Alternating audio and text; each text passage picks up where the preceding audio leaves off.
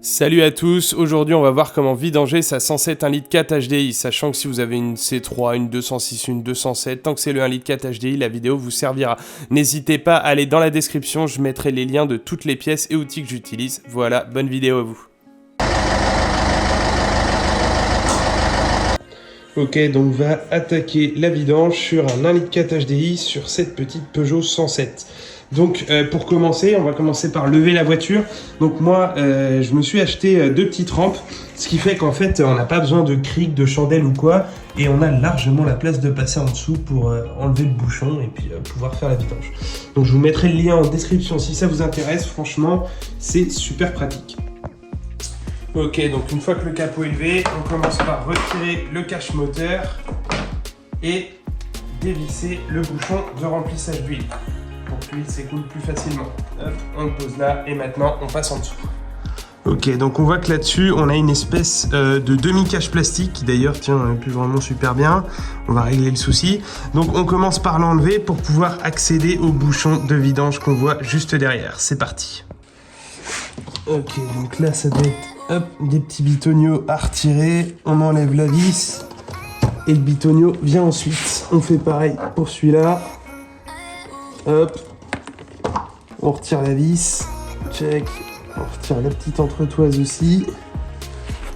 Je vais les garder à peu près tous à côté. Hop, et le dernier part aussi. On a retiré la petite plaque, on va pouvoir enlever le bouchon de vidange. On va mettre un gros bac, voilà. La lampe, on va l'accrocher ici.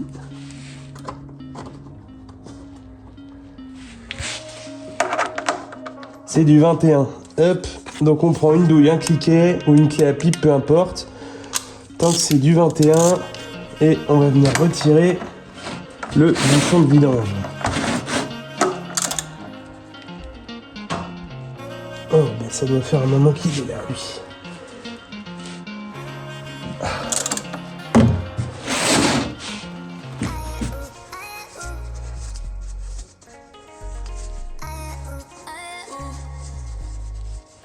On vient le dévisser à la main.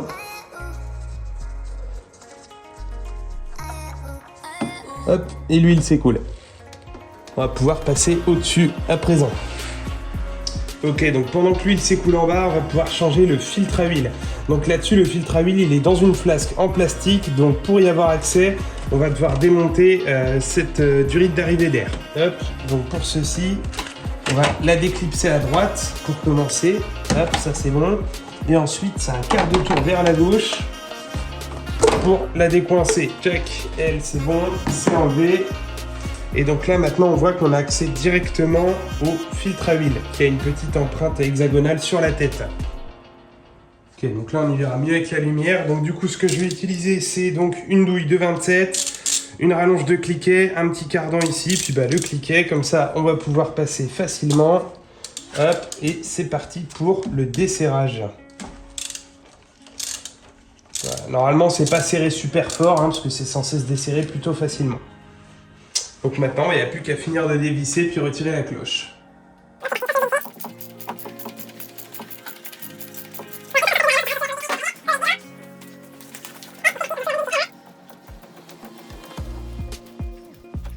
Retirer le vieux filtre avec le flasque. Hop, en le retournant vite pour pas en mettre partout. Et donc, ça se présente comme ça. Le filtre dans le flasque. Et maintenant, on va pouvoir le changer. Ok, donc maintenant, on va se faire un petit peu de place. Hop, le bouchon, on le laisse de côté. Pour l'instant, on s'intéresse au filtre. Donc déjà, pour commencer, on vérifie qu'on a bien reçu le bon filtre. Hop, donc moi, pour ma part, c'est un Purflux. Hop, voilà. Alors je précise, les petites ailettes, là, ça sert à rien du tout. Tant qu'il y a le petit téton ici de maintien, qu'on a le même diamètre et puis à peu près le même diamètre de trou au centre, ça suffit très bien. Donc ça se compose comment? On a le filtre et un petit joint torique comme ceci. À savoir que chez Renault ou d'autres marques, le joint torique, il va vraiment être rond, en fait. Sa section va être ronde. Que chez PSA, je ne sais pas si on verra bien à l'image, c'est souvent des joints carrés comme ça. Voilà.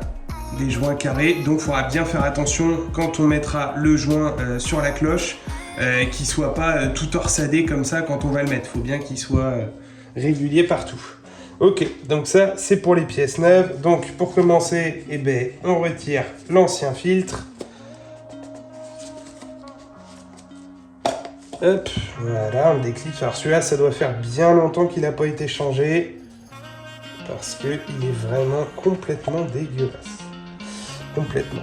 Hop, donc on va le remettre dans la boîte du neuf. Voilà. Et maintenant, on va passer un petit coup de nettoyage dans la cloche. Donc déjà, on va vider l'excédent d'huile qu'il y a dans notre bac. Et ensuite, on va mettre un coup de nettoyant frein. Comme ça, au moins, on remonte sur du propre.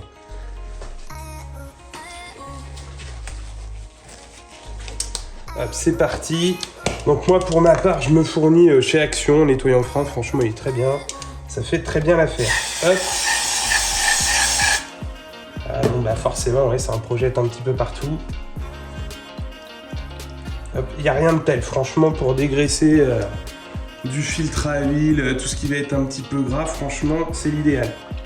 Hop, on revide dans notre bac d'huile. Et on passe un petit coup de chiffon dedans. Pas besoin que ça soit un chiffon vraiment hyper propre, hein, parce que de toute façon, ça sera jamais comme neuf non plus. Mais au moins, on part sur une base plutôt propre.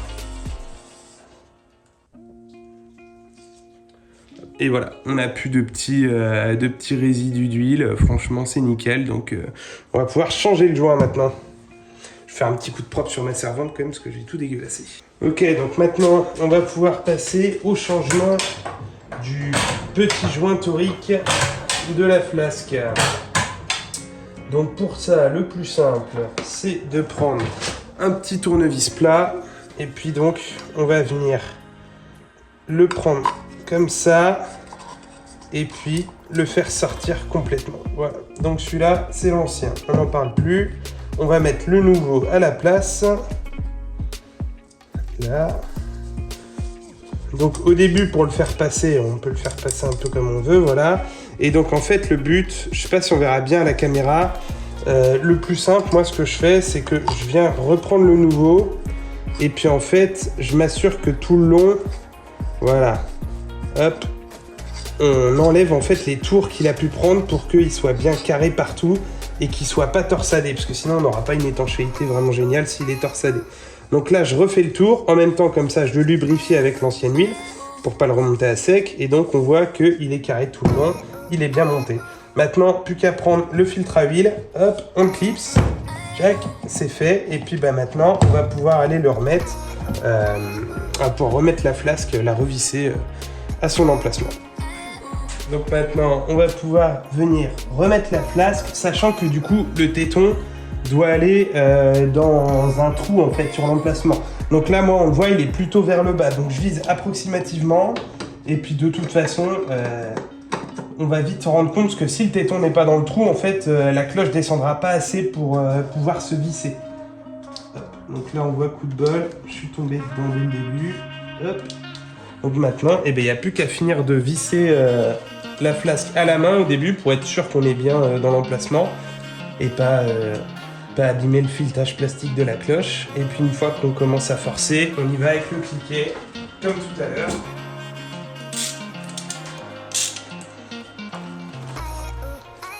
Hop, on se met dedans et c'est parti. Alors quand on arrive en contact, on s'assure qu'on serre un petit peu pour pas que ça bouge. Maintenant, c'est pas la peine d'aller forcer comme un fou. Parce que là, on a quand même un grand bras de levier pour un filetage plastique, donc c'est pas la peine d'aller tout abîmer.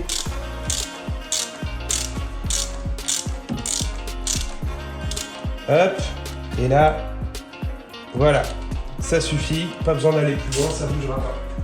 Le joint d'étanchéité est là pour que ça soit étanche, donc il n'y a pas de souci.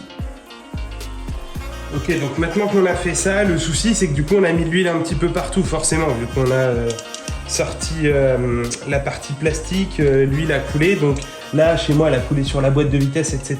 Puis il y a un petit peu d'huile sur la cloche.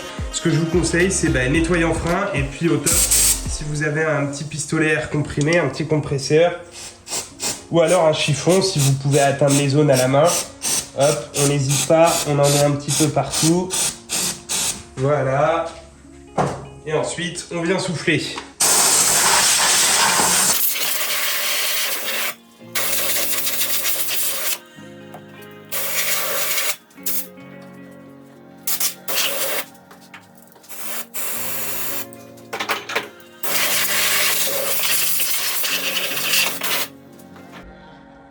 Ok, donc maintenant la dernière étape, ça va être donc notre petit joint, enfin notre petit bouchon de tout à l'heure.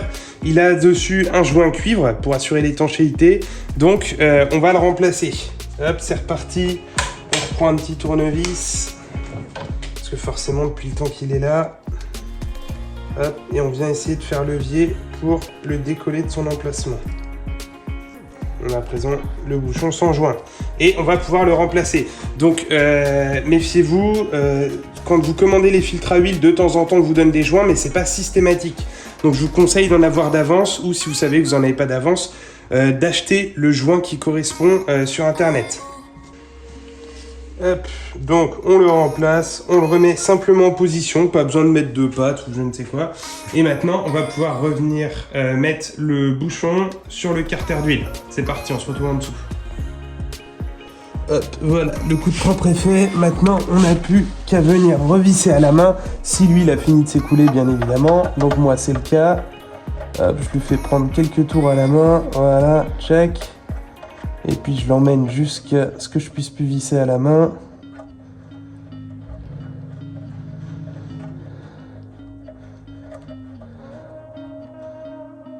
Hop, voilà. Et maintenant, le cliquet et puis toujours la douille de 21. Là, pareil, pas besoin de serrer comme un fou, sinon on va tout abîmer. Hop, voilà, ça suffit comme ça. Hop, voilà. Et maintenant, encore nettoyant en frein du coup le long du carter d'huile, parce que forcément on l'a sali, l'huile s'est écoulée à côté. Donc un petit coup de nettoyant en frein et de chiffon, ça fera pas de mal.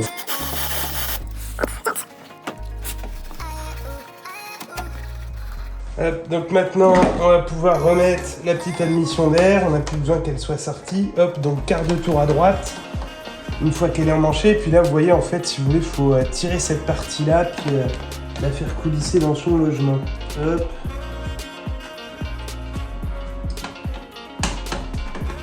Voilà, hop, donc ça c'est remis. Et bien maintenant on va pouvoir remettre de l'huile dans le moteur. En revanche là la voiture elle est toujours levée. Donc là on va mettre ce qu'il faut pour pouvoir la démarrer. Ensuite on la recule et il faut que pour faire votre niveau d'huile final, vous soyez à plat. C'est impératif parce que forcément si la voiture est levée à l'avant, l'huile va pas être répartie de la même façon partout dans le carter d'huile et donc vous aurez un niveau d'huile qui sera faux. Donc c'est parti pour remettre de l'huile. Ok, donc dans ce moteur, le 1,4 litre HDI, il y va 3 litres 8 d'huile, pardon. Hop, donc dans ce bidon il me reste 1 litre, donc déjà je vais mettre ça.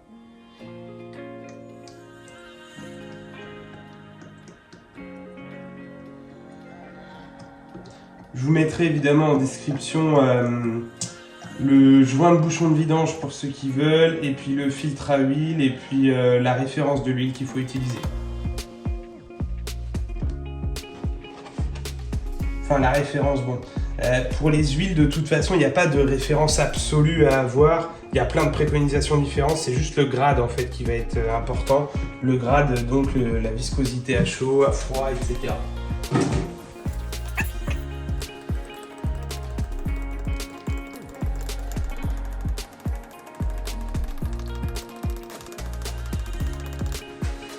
Hop, maintenant qu'on a mis nos 3 litres 8, on va enlever l'entonnoir, remettre le bouchon. Enlever un petit peu tout ce qui gêne là et on va pouvoir démarrer le moteur. C'est parti. Et donc maintenant il ne reste plus qu'à faire le niveau d'huile. Hop, donc avec la petite tirette jaune qui est ici, on prend un chiffon, on regarde où on en est. Hop, donc on essuie une première fois. Hop, on replonge, on ressort. Et donc là, on voit qu'on en est là à peu près. Donc le maximum étant ici, on va pouvoir en rajouter vraiment un tout petit peu. Il ne faudrait pas dépasser le maximum, c'est pas bon. Ni en dessous du mini, ni au-dessus du maxi. Donc on rajoute un petit peu.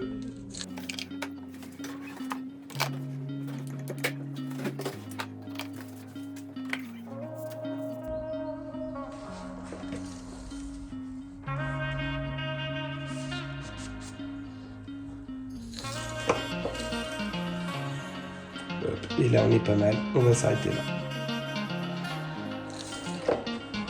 Et alors enfin, pour remettre à zéro, donc là c'est les premières générations, donc elles n'ont pas de compteur d'entretien. Si jamais vous avez un compteur d'entretien, donc ce qu'il faut faire, c'est vous mettez le contact comme ça, vous restez appuyé sur ce bouton, ensuite vous coupez le contact, vous remettez le contact tout en restant appuyé. Il va y avoir un décompte qui apparaît de 10 jusqu'à 0, vous attendez jusqu'à la fin et une fois que le 0 est passé, c'est bon, vous avez remis à 0, c'est fini. Puis bah, tant qu'on y est, on n'hésite pas de faire un petit coup de propre, ça fait pas de mal. Comme ça, tout reste bien sain, c'est super, on adore. Allez.